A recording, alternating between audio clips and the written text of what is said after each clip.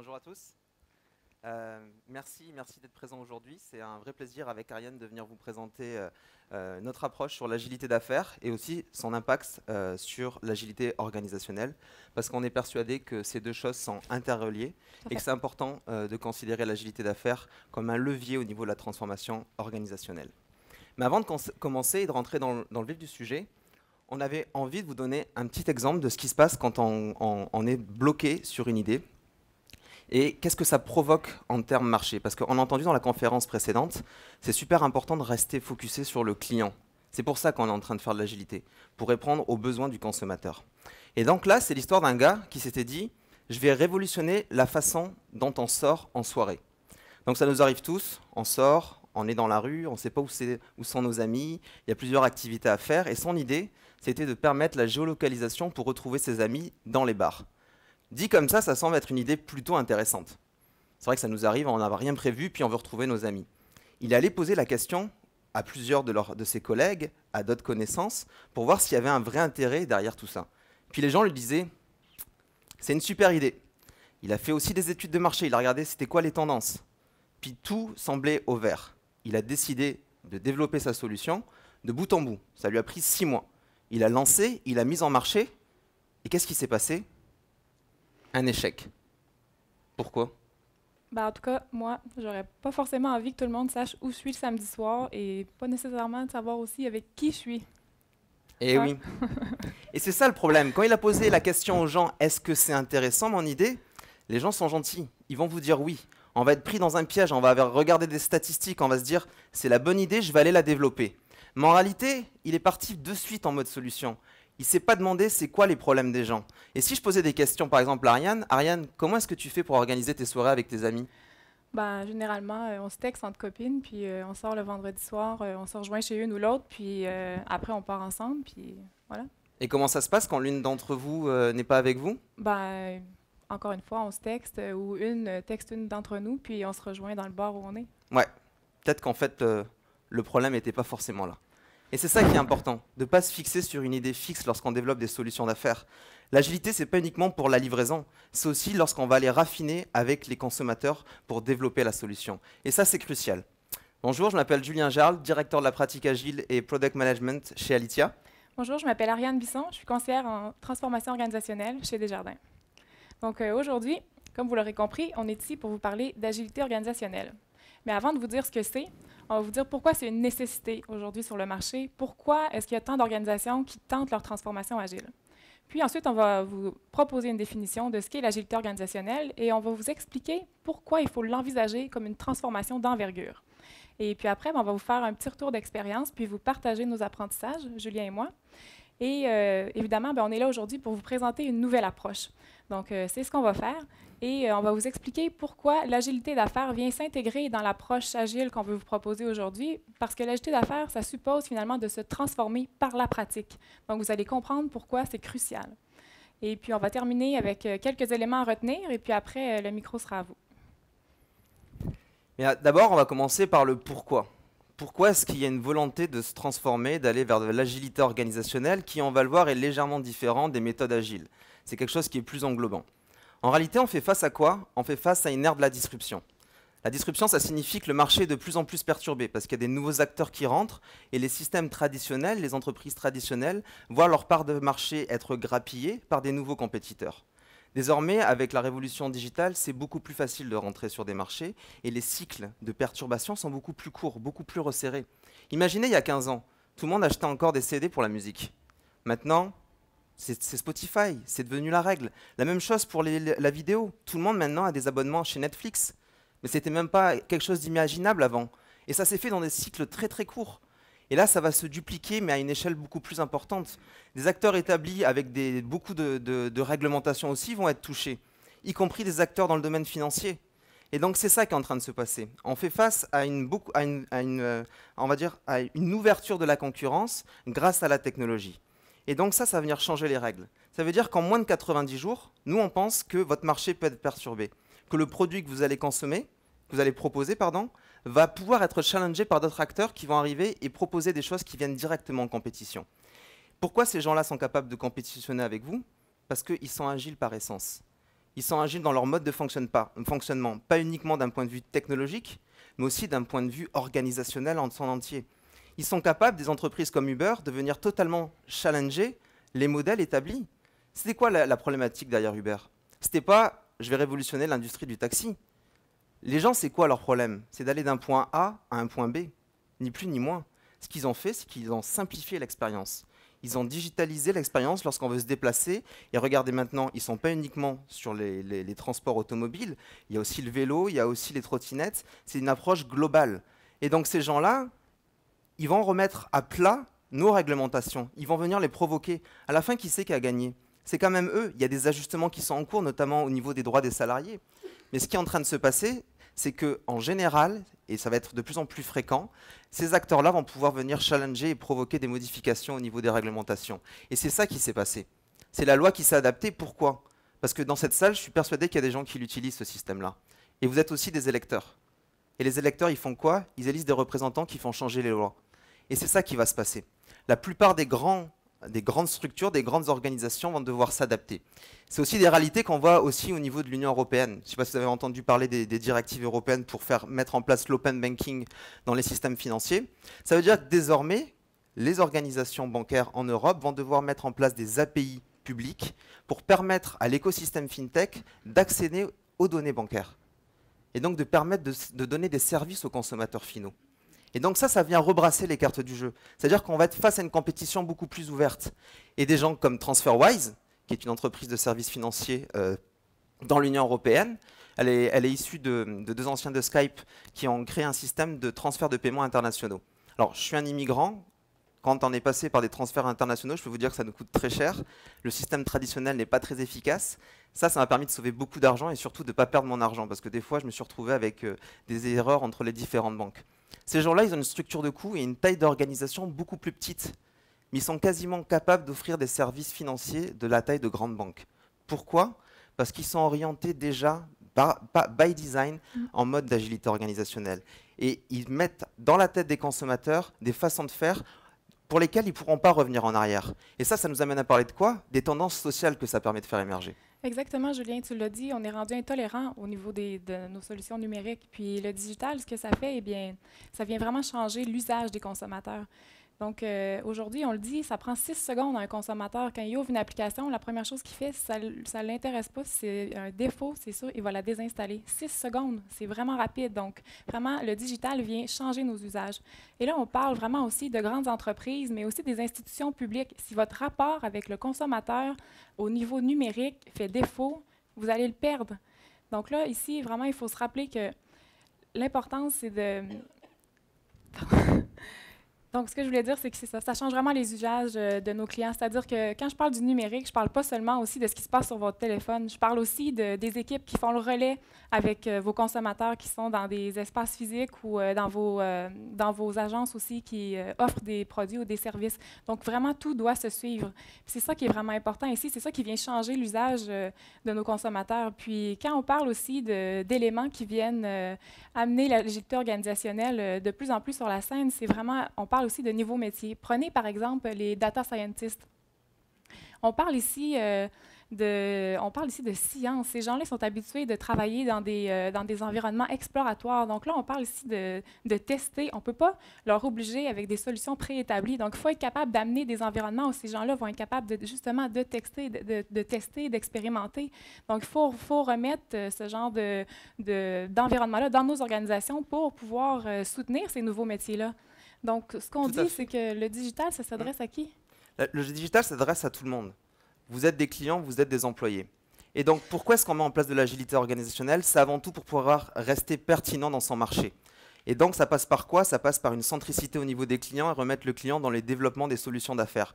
Pas arriver avec une solution d'affaires qui est fixe, qu'on s'est projeté nous-mêmes en pensant que c'était le besoin du consommateur, mais être capable aussi de ce côté-là d'itérer.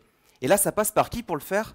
Mais ça passe par les employés parce que ça vient remettre leur façon de faire, leur approche, le mindset dans des nouvelles perspectives qu'ils n'avaient pas connues jusqu'alors. On va remettre de l'autonomie et on va remettre du sens. Et ça, c'est vraiment crucial dans la logique d'agilité organisationnelle. On ne se transforme pas uniquement par le plaisir d'être agile, parce que souvent, ça commence à être un mot où on dit on doit devenir agile, mais on ne sait pas vraiment pourquoi. Le but derrière tout ça, c'est pour servir les clients dans des nouvelles réalités compétitives qui sont de plus en plus pressantes. Exactement, Julien. Donc, vous l'aurez compris ici, qu'est-ce que l'agilité organisationnelle? Ben, ça fait partie de nos vies maintenant, ça fait partie de nos réalités des entreprises. On va dire qu'on a entendu parler depuis environ 2015, hein, donc ça reste quand même un sujet assez récent. Donc, Julien et moi, on constate qu'il n'y a pas nécessairement de consensus sur la définition. Alors, nous, on vous en propose une aujourd'hui. On parle d'un système organisationnel permettant aux entreprises et aux institutions de s'adapter et répondre rapidement aux besoins changeants des clients et employés. Donc ici, on veut mettre l'emphase sur le mot système, hein. C'est quelque chose de systémique et de global. Ça va au-delà des méthodes agiles et de l'agilité de livraison. C'est de ça qu'on veut vous parler aujourd'hui. C'est un état d'esprit qui vient chambouler les modes de votre organisation. Ça va influencer tant la stratégie, la structure que la culture. Puis ça va également influencer vos modes de fonctionnement, mais aussi vos modes de prise de décision. Donc c'est ça aussi qu'il faut réaliser. Ici, ce qu'on veut, c'est vraiment un rapprochement entre les affaires et les TI et de mettre en place aussi toutes les fonctions de soutien, de les agiliser pour qu'elles puissent vraiment venir soutenir aujourd'hui les unités d'affaires dans les nouvelles réalités. Donc ici, l'important aussi, on parle de s'adapter aux besoins de nos clients et employés. On veut remettre le client au centre. Julien vous l'a dit, on est vraiment dans une logique, parfois l'enjeu avec l'agilité, c'est ça, c'est qu'on est dans la logique de livrer rapidement. Mais est-ce qu'on s'est rappelé, on veut livrer de la valeur? Hein, on l'a entendu ce matin dans la conférence, on veut remettre le client au centre de ce système organisationnel. Et puis, on parle des employés, évidemment. On ne l'a jamais vu dans les définitions, en tout cas de ce qu'on a lu et ce qu'on a entendu, mais nous, on pense que vraiment, c'est crucial de les remettre aussi au centre de ce système parce qu'il faut redonner un sens au travail. Les employés, c'est ce qu'ils cherchent, retrouver un sens à chaque fois qu'ils vont au travail tous les jours. Ce qu'ils veulent, c'est de comprendre quels impacts ils ont sur le client. Donc, ce qu'on rappelle ici, c'est que de créer ce genre d'environnement-là, des environnements propices à l'apprentissage, des environnements un peu testés, expérimentés, où on a de plus en plus d'autonomie, puis aussi qu'on a la confiance, bien vraiment, ça va redonner aussi de la mobilisation aux employés. Donc, c'est pour ça qu'on dit qu'on veut remettre les employés au centre de ce système, puis de s'assurer qu'ils puissent comprendre vraiment l'impact qu'ils ont sur le client. Et ça, c'est crucial. Puis on va regarder un exemple d'organisation qui s'est transformé. Attention, ce n'est pas un modèle. Il n'y a pas de recette miracle pour l'agilité organisationnelle. Vous ne pouvez pas prendre une méthode puis la transposer. En réalité, il faut l'adapter à votre réalité dans une logique de servir le client. Puis l'entreprise sur laquelle on s'est intéressé, c'est notamment ING, mais ING aux Pays-Bas. Exactement. Puis ce qu'il faut comprendre, c'est que pour mettre un système organisationnel comme ça en place, c'est pour ça qu'on l'envisage comme une transformation d'envergure. ING, Pays-Bas, l'a fait. Ils ont réussi à aller changer vraiment toute l'organisation. Puis c'est ce qu'on dit, c'est qu'ils n'ont pas simplement implanté un modèle. Ils ont été capables d'aller changer leur façon de faire, leur ways of working. Et pour ce faire, ils ont créé un code orange, le Orange Code. C'est leur code de culture, finalement. C'est toutes leurs valeurs, leurs comportements que les gens doivent incarner. Puis sur ça, Julien va vous en parler davantage, mais ils ont vraiment été intransigeants. C'est-à-dire que les gens qui n'incarnaient pas ces comportements-là ne faisaient plus partie de l'entreprise. Exactement, ça s'est aussi passé, mais c'est aussi une transformation qui se veut plutôt heureuse. On va commencer de suite par ce schéma-là. C'est un schéma que vous devez connaître. C'est l'exemple Spotify, qui n'est pas encore une fois une méthode, mais qui a servi d'inspiration pour ING.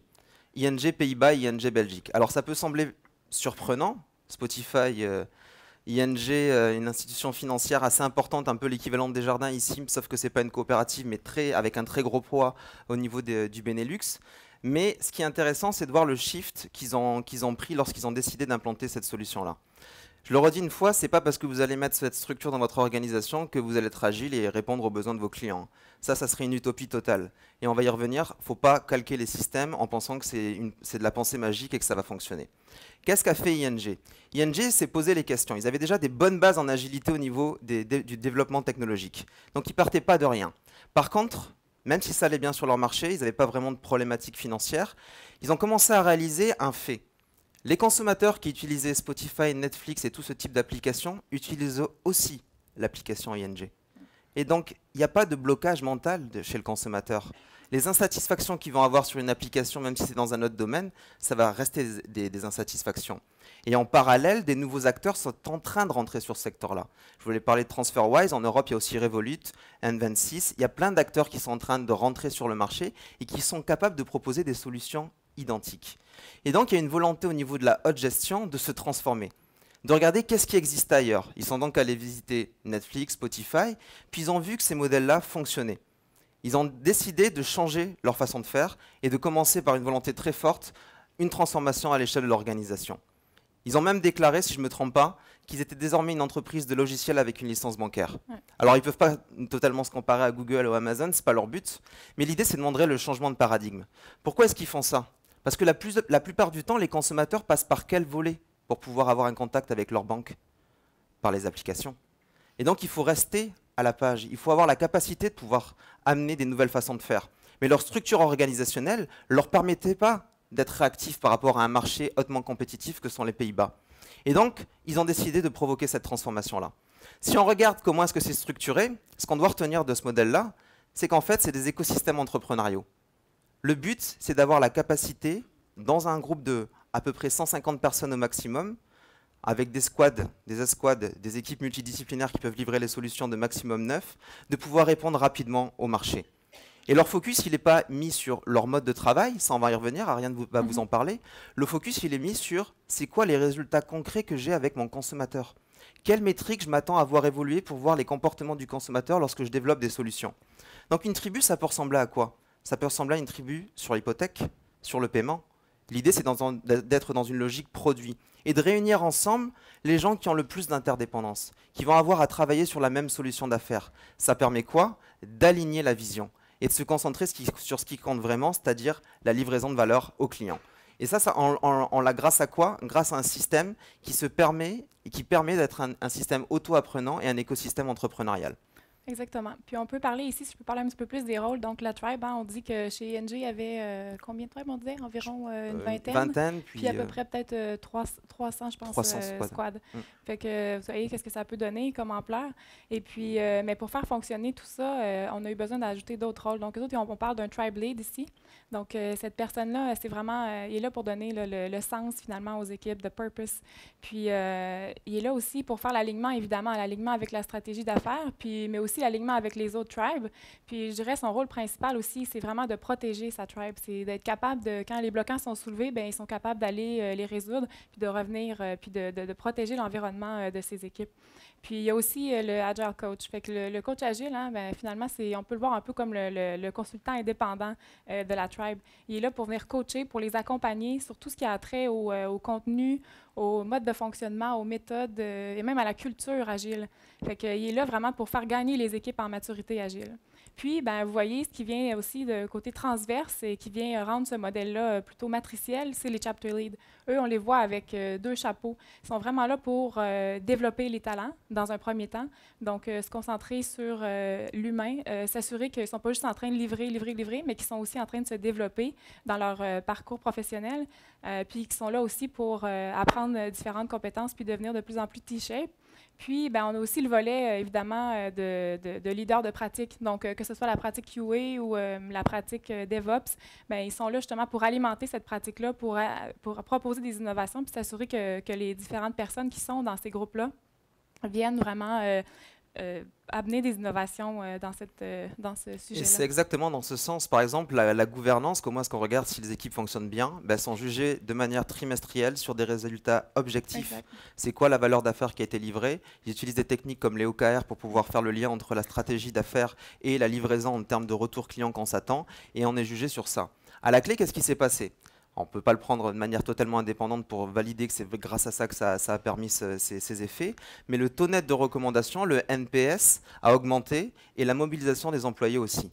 Parce que qu'est-ce que ça permet? Ça permet de leur redonner l'autonomie, ça permet de redonner le sens. Les équipes de développement sont assis à la journée longue avec le PO pour pouvoir savoir sur quoi est-ce qu'on va prioriser. Ils vont connaître le client. Et ça, c'est important parce que c'est aussi un défi, les employés. On est passé dans des cycles beaucoup plus courts en termes de rétention par rapport à des cycles avant où les gens restaient quasiment toute une vie dans la même entreprise. Et donc, l'autonomie et le sens, c'est quelque chose qui est très, très valorisé. Et ce type d'organisation le permet justement. Ça permet de venir asseoir la volonté de se remettre avec le client au cœur des préoccupations. Puis ça, c'est vraiment quelque chose de clé dans ce système-là. C'est des éléments qui nous ont été beaucoup mis en avant parce qu'on ne l'a pas dit, mais on a beaucoup échangé avec les coachs agiles d'ING. Mais il faut savoir aussi que ça n'a pas été fait uniquement pour la livraison logicielle, pour la livraison des solutions numériques. Ça a été fait également du côté du service client. C'est un équivalent qui s'appelle les cercles. Donc ça, il faut savoir que l'idée, c'est de mettre des équipes ensemble, multidisciplinaires, pour pouvoir gérer le problème du client de bout en bout. Éviter quand on se passe le dossier entre différents services. Imaginez, vous avez un problème avec votre hypothèque, il y a peut-être un contentieux. Ben, les centres de contact client, on va être assis avec la personne du contentieux, avec peut-être la personne du légal qui va être rattachée à ça. L'idée, c'est de créer des systèmes où on va être beaucoup plus performant et rattaché au client. Et il laisse des ponts entre les différentes organisations. Parce qu'il y a aussi la peur qu'on pourrait voir dans ces systèmes-là, que ce sont des silos. Ils ont passé à ça grâce notamment à des Customer Journey Experts, dont tu peux faire mention.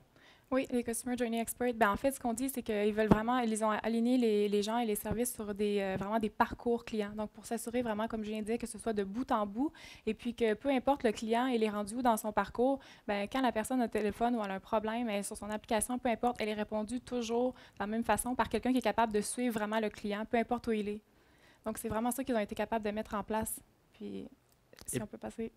Pardon? Oui, j'allais dire. Puis au-delà de ça aussi, c'est vraiment ce qu'ils ont été capables de mettre en place aussi, c'est la culture finalement dans ces équipes-là pour être capable d'accompagner le client puis de se recentrer vraiment sur c'est quoi la valeur qu'on va lui apporter. Fait que c'est vraiment ça qu'ils ont été capables de mettre, c'est vraiment au niveau des comportements des gens qui ont Et ça, changé. c'est quelque chose de vraiment clé dans les transformations. Et donc la culture, c'est quelque chose qui a pris du temps. Là, ils sont pas mal avancés sur leur transformation. Ouais. Vous pouvez retrouver plein d'informations. Nous, on s'en est servi pour pouvoir nous inspirer dans nos organisations, pour voir quel type de changement on pouvait faire pour avoir un changement d'impact. Et c'est pour ça qu'on a regardé ce cas ING. Mais l'important, c'est qu'on vous donne aussi notre retour d'expérience par rapport aux réalités, à quoi on va se confronter lorsqu'on va essayer de changer l'organisation pour être plus en accord avec les besoins clients et employés. Puis on va passer à cette étape-là, là, où on va vous donner nos retours d'expérience et qu'est-ce qu'on a appris sur le terrain lorsqu'on l'a mis en œuvre. Exactement. Puis je vous rappelle, Julien vous l'a dit, mais on a eu plusieurs interviews avec les gens d'ING Pays-Bas, puis on en fait finalement beaucoup de constats qui sortaient, qui étaient les mêmes que les nôtres. C'est d'abord le premier, le plus important, c'est vraiment de s'assurer que les promoteurs de la transformation et que toute l'organisation a une compréhension commune de ce que c'est l'agilité organisationnelle. Donc, il ne faut pas penser que chacun va avoir sa définition, parce que justement, l'agilité, vous le savez, dans vos organisations, vous avez dû le voir, c'est souvent un terme qui est galvaudé. Donc, imaginez l'agilité organisationnelle. Alors, si on n'a pas compris ce que c'était, c'est quoi la vision que l'entreprise a par rapport à ça, vers où elle veut aller et qu'est-ce que ça implique, avec tout ce qu'on vous a dit, quand on vous a montré le modèle et tout, il faut comprendre qu'est-ce que ça implique, puis il faut être capable de diffuser cette information-là auprès de notre organisation.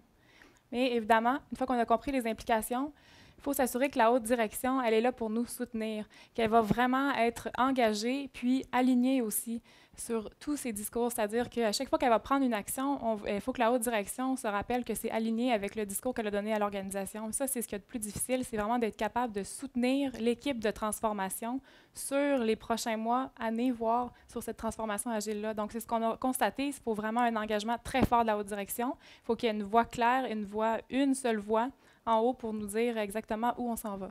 Autre élément super important, avoir des contributeurs 100% dédiés. Alors ça peut paraître évident, mais en réalité, ça ne se passe jamais comme ça dans les organisations. On ne peut pas demander à quelqu'un de travailler selon ce mode de fonctionnement différent, où on va être beaucoup plus focusé sur la valeur qu'on va livrer, alors que la plupart du temps, lorsqu'on regarde les modes traditionnels, on est focusé sur quoi? Sur la livraison à la date prévue. Et donc les gens ne peuvent pas faire switch on-off, passer d'un modèle où on leur donne l'autonomie, le sens, un focus par rapport au client, et puis les reprendre parce qu'on a un besoin urgent, c'est quelqu'un de talent, et le mettre sur un autre projet. Si vous faites ça, vous faites quoi? Vous créez de l'épuisement. Vous faites en sorte que ces gens-là vont plus avoir le goût même de fonctionner dans ce mode de fonctionnement, qui est pourtant nécessaire pour votre organisation. Puis ça, c'est vraiment important de prendre en considération le fait que si vous ne mettez pas l'énergie pour leur permettre de fonctionner et les aider dans ce nouveau mode de fonctionnement, je vous garantis que ça ne fonctionnera pas. L'autre élément qui va être important, c'est au niveau du coaching. On ne peut pas se transformer sans coach. ING a mis le paquet là-dessus. Par contre, qu'est-ce qu'ils ont fait? Ils l'ont centralisé. Ils ont créé un centre d'expertise qui a été rattaché au plus haut niveau. Pas pour mettre une gouvernance forte, mais parce que lorsque vous parlez de votre façon de faire, de votre mindset, on parle de quoi? On parle aussi de la culture de l'organisation. Et donc, ça doit faire le lien avec votre culture. L'agilité n'est pas une culture autoportante. Elle doit s'adapter à votre système. On est là pour adresser le client avec la culture qui existe, qui est déjà mise en place. Et pourquoi est-ce que c'est important de centraliser les coachs? Parce qu'il y en a plein des méthodes de travail. Et souvent, ça vient en compétition, avec certains qui vont avoir un intérêt à mettre du Scrum, du Safe, du Kanban, etc. L'idée, c'est pas là. L'idée, c'est d'adapter le système en fonction de votre réalité. On s'en moque de la méthode. C'est comment replacer le client dans le développement de vos solutions. Peu importe que les équipes soient en Scrum ou en Kanban, qu'est-ce qu'ils ont fait? Ils ont créé un guide unique. Tu en parlais. Un guide unique de plus de 200 pages pour montrer c'est quoi le mode de fonctionnement chez ING. Puis ça, c'est super important, en tout cas d'expérience, d'avoir une centralisation parce que ça permet aussi d'aligner la vision. Exactement, puis ça m'amène à parler justement du mindset agile. C'est autant les porteurs de la transformation que les gens qui vont être dans l'expérimentation. Comme Julien l'a mentionné, on a beau mettre en place puis essayer de mettre en œuvre certains cadres méthodologiques agiles ou même des recettes déjà toutes faites, si on n'a pas de mains agiles qui sont en train de les utiliser, qu'on n'a pas vraiment quelqu'un qui est en train d'incarner vraiment le mindset agile, il n'y a rien qui va se transformer. Donc, c'est vraiment là où on veut faire la différence. Même les porteurs de transformation, il faut qu'ils comprennent et qu'ils agissent en incarnant ces comportements, ces aptitudes-là agiles dont on parle. Puis, voilà. Donc, quand on parle aussi de la volonté du management de se transformer, ça revient aussi à ça. Il faut qu'ils aient compris ce que c'est, le mindset agile, mais qu'ils aient envie de se transformer. Puis, cette volonté-là, parfois, elle peut sembler, elle peut ne pas venir naturellement parce que quand on présente, par exemple, un modèle comme le modèle tribu, souvent, ce qu'on a constaté, puis ce que les gens nous ont dit également, c'est que potentiellement les plus réfractaires, c'était justement le middle management. Mais ça peut devenir de fabuleux porteurs de la transformation. On l'a vu, on a besoin de tribe lead, on a besoin de coach, on a besoin de PO, de chapter lead. On a besoin encore de ce métier-là de gestionnaire. C'est juste qu'on doit passer de la gestion de contrôle à la gestion coaching. Il faut vraiment être là pour accompagner nos équipes. Puis il y a plein de porteurs, justement, aujourd'hui, de leaders qui veulent se rapprocher du client et de l'employé. Donc, c'est vraiment ça ce qu'on cherche à faire, c'est de s'assurer que ces gens-là vont avoir le mindset agile pour aller développer les gens, puis de se rapprocher du client, puis de revoir toujours le client en tête, peu importe ce qu'ils font. Mais il ne faut pas se leurrer, il y a des gens qui ne pourront pas fitter dans ce mode de fonctionnement-là, et il faut l'accepter. ING nous le disait, ils ont perdu beaucoup de gens de grands talents parce qu'ils ne se retrouvaient pas dans ce mode de fonctionnement. Pour les autres, pour ceux qui ont le goût, qui ont envie d'y aller, là encore, j'en ai parlé tout à l'heure, la pensée magique ne leur permettra pas de changer. Parce que l'agilité, ça ne se fait pas en lisant uniquement des livres, ça se pratique. Parce que c'est en la pratiquant que vous allez comprendre pourquoi est-ce qu'on fait ce genre de choses. Et donc l'accompagnement et le coaching auprès de l'ensemble des individus qui vont être impactés est super important. Ça veut dire qu'on doit retourner dans le processus de relation avec le client. On doit venir mettre des coachs pour pouvoir les aider, mettre le paquet sur la formation. Et si possible, la formation par la pratique. Et ça, c'est super important. Parce que c'est uniquement par ce biais-là qu'on va réussir à transformer les gens. Si on arrive à les transformer, mais il ne faut pas en avoir honte, il faut le publiciser. C'est sûr que les structures vont être un peu ambivalentes, parce qu'il y a des gens qui vont se retrouver dans l'ancien système, puis d'autres qui vont être dans le nouveau système. Et donc ça crée forcément de la tension, un peu les gens se regardent en chien de faïence. Mais il faut quand même le publiciser. Il faut le mettre en avant parce que c'est une volonté organisationnelle. Sinon, vous êtes obligé de faire quoi ? D'aller dans des approches de transformation qui sont beaucoup plus disruptives. Une approche Big Bang, où vous allez revoir votre organisation en faisant des licenciements. Je ne crois pas que c'est ce type d'approche qu'on espère. Ouais. Et donc c'est important de le faire de manière graduelle, mais aussi d'aider les gens à évoluer. Parce que changer sa culture, ça prend du temps. Et l'agilité, ce n'est pas une culture autoportante. Et ça, c'est vraiment important de le comprendre. Exactement. Donc, simplement, pour finir, l'agilité, ce n'est pas une finalité en soi. C'est vraiment un moyen pour atteindre quelque chose. Donc, vraiment, l'agilité, c'est supposé de venir influencer votre culture organisationnelle. Puis, comment on fait pour influencer aussi la culture organisationnelle? Bien, il faut pratiquer l'agilité. Donc, il faut permettre aux gens de se mettre dans l'expérimentation. Puis, ce qu'on vous propose aujourd'hui, bien, ça va être ça prochainement. La nouvelle approche qu'on vous propose, c'est justement par la pratique, de se transformer par la pratique. Donc, quand on parle d'approche traditionnelle, en fait, il faut juste réaliser qu'aujourd'hui, sur le marché, il y a 70% des changements qui échouent. 70%. Donc, je pense que c'est vraiment le temps de se re-questionner puis de se dire qu'est-ce qu'on fait de pas correct. Donc, avant je voudrais vraiment revenir sur l'approche traditionnelle. Hein, quand on parle de transformation organisationnelle, on parle d'aller du point A au point B avec une cible fixe. Hein, on se donne une vision commune. Et puis de là, découle un modèle cible. Hein. Vous l'avez vu tout à l'heure, une structure organisationnelle avec des modes de fonctionnement, des mécanismes de communication, de gouvernance. Là, on prenait beaucoup de temps à réfléchir tout ça, travailler avec les gens sur plusieurs mois là, pour définir le modèle et puis la structure. Et puis de ça découlait une feuille de route qui va inclure des activités de transformation, évidemment. Mais là, on parlait ici de porteurs, d'axes stratégiques qui allaient travailler dans leur silo d'activités et puis vraiment... Une feuille de route, parfois, ça pouvait aller jusqu'à 3 ans. Une feuille de route, une transformation de 3 ans. Puis, ensuite, une structure de gouvernance, souvent hiérarchique. On parle d'un comité directeur avec un comité aviseur qui est assez lourd, avec beaucoup de retours à faire. Et puis, on réalise des activités et un post-mortem. Qu'est-ce qu'on réalise aujourd'hui? Ça ne tient plus la route, ça. Ben oui, on fait face à ce qu'on appelle les 3D. Disruption du marché, digitalisation et défi des talents. On est dans un environnement, comme avec nos clients, c'est ultra complexe. Les gens qui sont là aujourd'hui ne seront pas forcément là demain. Puis on applique une gestion de la transformation vers une organisation agile en mode cascade. Ça ne peut pas faire de sens. C'est aussi incertain que le produit que vous développez. Et c'est pour ça qu'on s'est dit, ça ne peut pas continuer à fonctionner. Parce qu'en continuant à taper de la même façon, en utilisant une approche qui va être excessivement rigide, comment vous voulez pousser les gens à se transformer vers un mode agile où on dit explorer, essai-erreur, tenter, puis après vous allez trouver les solutions de manière itérative? Exactement. Alors, ce qu'on veut vous présenter aujourd'hui, c'est vraiment une toute nouvelle approche, c'est une expérimentation apprenante. Donc oui, on parle encore de se donner une vision cible. C'est sûr, on n'a pas le choix pour guider les gens dans la même direction, mais on parle ici de se donner une vision d'affaires. On veut remettre le client au centre. Donc, prenons l'exemple de l'industrie du retail pour faciliter l'exemple du cas. Imaginez-vous, demain, la vision, ça pourrait être révolutionner la façon dont les gens s'habillent. Puis, là, vous partez en expérimentation. Alors, on se dit, d'accord, on va aller mettre un modèle pour soutenir cette vision-là. Donc, quel genre de modèle? On pourrait aller avec le modèle tribu, le modèle matriciel. Mais là, c'est d'aller vraiment appliquer le concept de MVP à ce modèle-là. C'est-à-dire qu'on ne veut pas aller dans des mois et des mois de réfléchir, d'aller dans le détail de comment ça va s'opérationnaliser. On va aller dans du minimum. Et là, on met ça en place. Puis, le but de ça, l'objectif, c'est d'aller tester, puis d'aller expérimenter dans vos organisations, de voir ça va être quoi le contexte, puis comment ça va s'opérationnaliser. Parce que, évidemment, ça ne va pas nécessairement fonctionner comme vous l'avez prévu sur votre feuille. Fait que passez pas trop de temps à faire ça, allez en expérimentation. Et ce qu'on propose, c'est de créer un pilote dans votre organisation. Vraiment, créer comme une mini-société qui va être indépendante, autonome, qui va pouvoir fonctionner comme sur une ligne de produit ou sur une ligne d'affaires dans un domaine spécifique. Donc là, on propose ici vraiment une business unit autonome qui va gérer ses propres pratiques de finance, ses propres pratiques d'appro, qui va livrer en continu, puis évidemment, qui va être responsable de sa valeur et imputable. Et de là, c'est là aussi qu'on va aller tester aussi les mécanismes qu'on met en place. Donc, on parle d'avoir aussi un backlog de transformation, hein, parce qu'évidemment, en livrant, par exemple, un produit ou une solution au client, ce qu'on veut, c'est se transformer. Donc, par la pratique, on va aller tester le modèle qu'on a mis en place. Donc, on veut aussi mesurer certains éléments, comme est-ce qu'on a tous les bons rôles en place selon le contexte de notre organisation? Est-ce qu'il faut revoir notre gestion de la performance? Peut-être que ce qu'on avait pensé, finalement, ça ne fit pas avec le modèle. Est-ce qu'on a les bons mécanismes de communication, d'alignement avec les autres, le reste de l'entreprise, finalement? Donc, c'est vraiment ça qu'on veut aller tester. Prenez le temps, laissez aux gens le temps d'expérimenter, puis surtout, apprenez.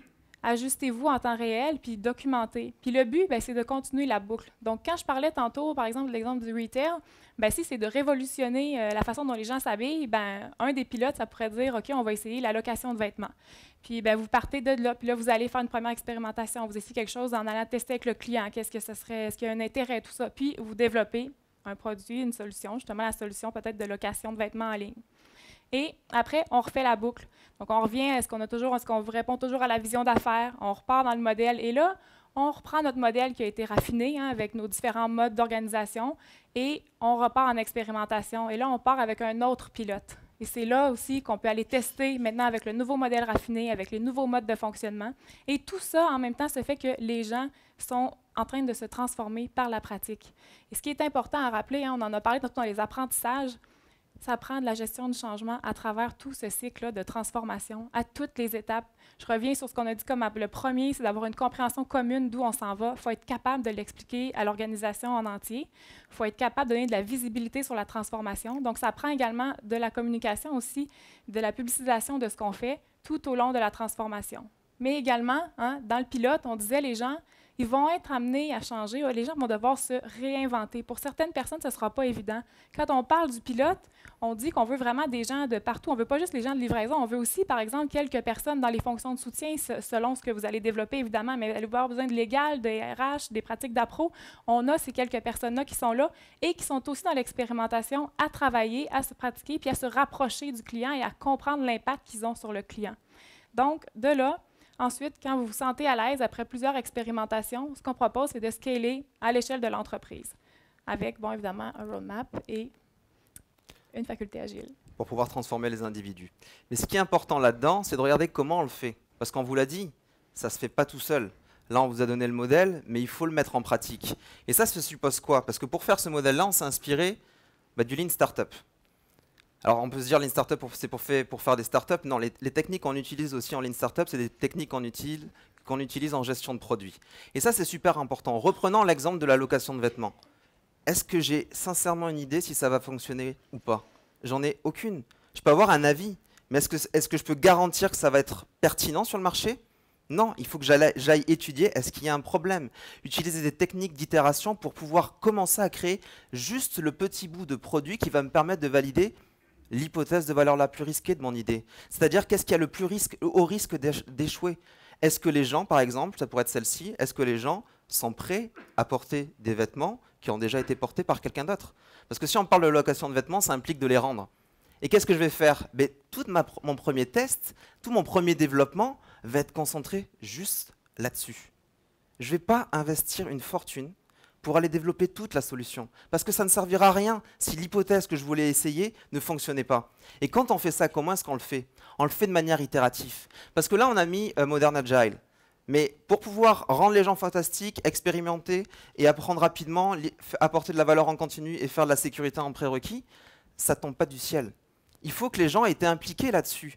Aussi bien les gens d'affaires, parce que souvent c'est eux qui viennent pousser les solutions aux équipes de développement, avec des idées fixes, que les gens qui vont développer la solution, que les sponsors. En bas, on vous a indiqué l'approche qu'on recommande pour pouvoir faire ça. Donc ça prend 10 sprints, un sprint 0 amélioré où on va former les gens pour pouvoir les aider à se transformer, mais aussi une phase d'exécution où là on est un peu plus à l'aise. Ça fait quand même plus de 20 ans qu'en TI on développe de manière itérative. L'idée, c'est de prendre ces façons de faire là, avec des techniques notamment comme le Lean Startup, puis de l'appliquer du côté des affaires. Quand vous allez faire le pilote dont je vous parlais, on va dire on va tester ce petit bout, est-ce que les gens sont prêts? Peut-être qu'une page de lancement, une landing page, qui n'a pas me coûté beaucoup, qui n'a même pas peut-être nécessité des développeurs, va me suffire pour voir ça. Qu'est-ce que je vais aller valider? Est-ce que les gens sont prêts à s'inscrire? Si j'arrive à aller jusqu'à la phase de la carte bancaire, mais là je vais aller avoir une validation qui va être forte. Et puis je vais mettre des métriques. C'est l'objectif de l'organisation de révolutionner l'industrie du retail. Mais ça va être quoi mes métriques? Le nombre de personnes qui a souscrit réellement à ce service-là, même s'il est factice. Qu'est-ce que je fais après? Je l'appelle, je fais de l'itération qualitative, je vais raffiner les problématiques de ce consommateur-là. Et là, qu'est-ce que je viens de dire? Je lui parle au consommateur. Parce que trop souvent, qu'est-ce qu'on fait? On s'assoit dans des organisations, puis on se parle entre nous en imaginant c'est quoi notre client. Mais non, mais sortez, parlez-lui. Les gens vont être contents de vous parler, quelle que soit votre industrie, y compris dans le domaine public. Et ça, c'est super important. Pourquoi est-ce qu'on doit agiliser du côté affaires? Parce que si on continue à aller avec des solutions d'affaires fixes, les conséquences seront les mêmes. On n'a pas testé le consommateur. On s'est basé peut-être sur des études de marché qui sont vieilles de 2 ans. Le temps que ça passe en projet, ça prend quasiment 1 an. On a déjà 3 ans de retard sur le marché. Vos compétiteurs, ils ne font pas ça. Ils sont en temps réel. Ils font des études de marché en temps réel. Ils vont poser les questions en temps réel.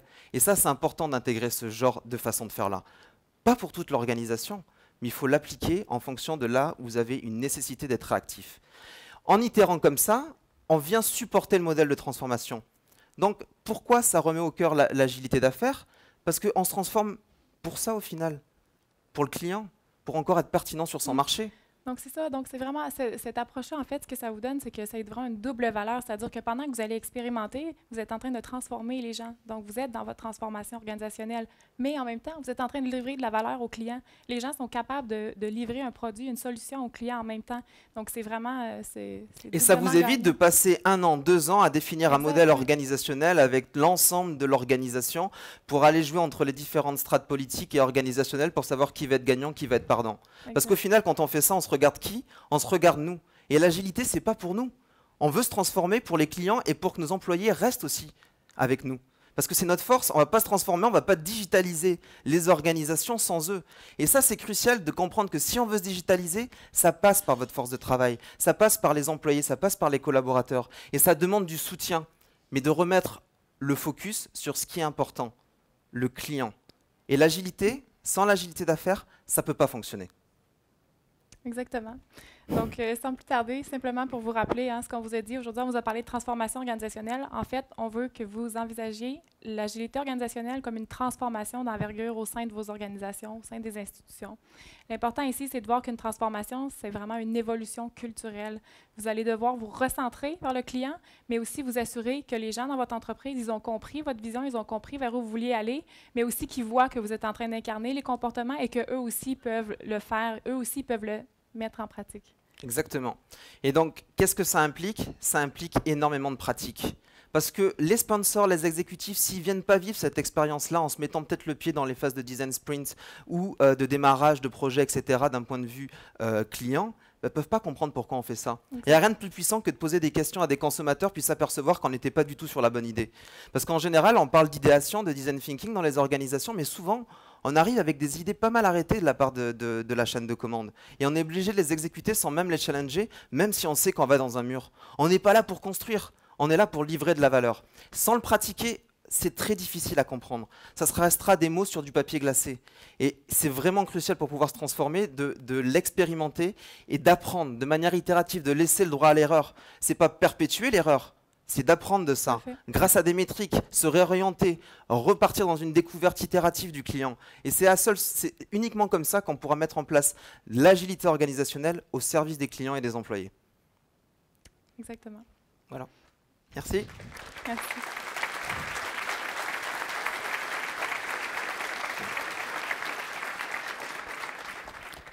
Donc on passe à la phase de questions. Si vous avez des questions, ça nous fera plaisir d'y répondre.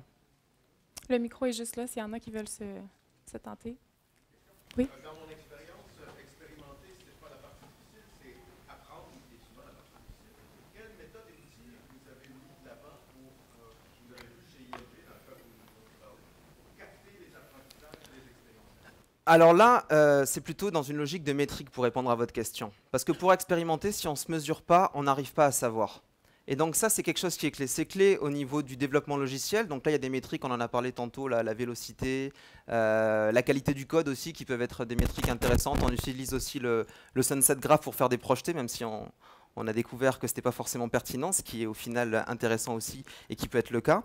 D'un point de vue affaires, on va mesurer les objectifs qu'on va vouloir se fixer. On a pris l'exemple ici au niveau du retail. Donc ça, c'est le grand objectif. Les résultats clés, ça va être quoi? Mais le taux de conversion par rapport à la possibilité de la location, le taux de rebond sur la page web. On va regarder, on va aller dans une granularité comme ça. Pourquoi? Ça permet de voir la réaction du consommateur. Ça va me permettre de savoir est-ce que je suis sur la bonne voie. Et donc l'idée, c'est de pas uniquement conserver des métriques qui vont être figées dans le temps. On les revoit régulièrement, peut-être au trimestre. L'idée, c'est de les mettre en place et de les suivre pour pouvoir changer sa façon de faire. Changer le besoin d'affaires en fonction, comment on adresse les affaires en fonction du retour du consommateur. Les autres techniques qu'on peut faire, c'est capturer de la donnée quantitative, c'est ce que je viens de vous parler, mais aussi qualitative. Lorsque vous allez réussir, par exemple dans le cas de la landing page, à récupérer des courriels ou des numéros de téléphone, contactez ces gens. Vous allez pouvoir raffiner et continuer l'exploration. Donc des techniques aussi comme les personas, où on va définir des personas en faisant des customer interviews, en posant des questions ouvertes, en n'étant pas dirigiste, c'était l'objet de notre première intervention, c'est aussi quelque chose d'important. N'aimez pas votre solution, aimez les problèmes de vos consommateurs. On n'est pas là pour se faire plaisir, on est là pour adresser leurs problèmes en trouvant la solution qui est la plus adaptée. Exactement. Puis si je peux me permettre aussi, si on veut être capable de mesurer aussi quand on dit on veut savoir les apprentissages, est-ce que ça se fait plus au niveau transformationnel, c'est-à-dire est-ce que les gens vraiment incarnent les bons comportements? Bien, il y a des choses aussi qu'on peut faire comme si on met, par exemple, des parcours de formation en ligne, bien, c'est savoir qui les a suivis, qui les a fait. Mais après ça, peut-être qu'on va se dire, bien, finalement, oui, tout le monde les a suivis, mais on voit toujours pas sur le plancher que ça incarne des comportements. Bien, ça va peut-être nous dire que c'était peut-être pas la bonne façon finalement. Peut-être qu'il faut aller vers de l'accompagnement plus informel, c'est-à-dire d'assigner des coachs à ces personnes-là, peut-être de revoir plutôt une formation informelle, c'est-à-dire des groupes de co-développement ou voire même du mentorat, du one-on-one, puis de le faire dans l'entreprise. Donc, c'est vraiment d'être capable de se mesurer en temps réel, de se dire, est-ce que les gens sont en train de changer? Est-ce qu'on voit vraiment des comportements agiles sur le terrain? Puis là, si on ne les voit pas, c'est qu'il faut se re-questionner sur nos différents accompagnements, nos différents outils qu'on a mis en place. Autre question? On a répondu à votre question? Merci. Bon, ben, s'il n'y a pas de questions, je vous souhaite une bonne journée. Merci à vous.